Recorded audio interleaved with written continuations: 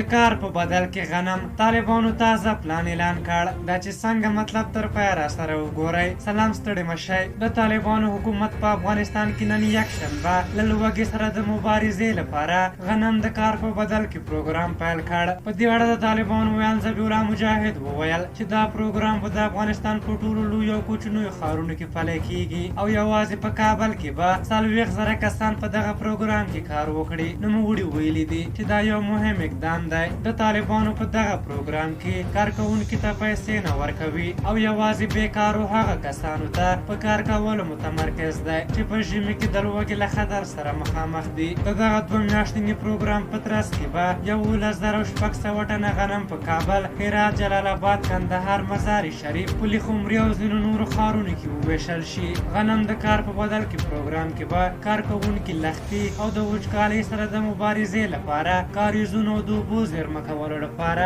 ځمکې کیني او ځینې دا ډول نور کارونه به هم کوي. په دې اړه طالبانو نه دي ویلي چې دومره غنم له کوم ځای څخه ترلاسه کوي. دغې موضوع ټولنیزو رسنیو کې ځینې غبرګونونه له ځان سره لرل. ځینې خلکو فکر کړی و که دولتي مامورینو ته نور د معاش په ځای غنم ورکول کیږي، خو داسې نه ده. ځینې خلک بیا په اړه وایي چې دومره مؤثر نه دی او دا پلان به کومه خاصه نتیجه ورنه کړي. خو ځینو یې بیا هرکلی کړی. په هر حال طالبانو دغه پلان په داسې حال کې اعلان کړی چې هېواد کې اقتصادي ستونزې زیاتې شوې او خلک تر سخت فقر لاندې ژوند کوي. په هر حال تاسو د دغې موضوع په اړه څه نظر لرئ؟ خپل نظرونه هم راته په کومنټ کې ولیکئ. که زموږ ویډیو مو خوښه شوې وي ضروري لایک کړئ. د بیا ستاسو شکر تر ازم پلی وبخښونکي خدای مو سپارم. د الله په امان.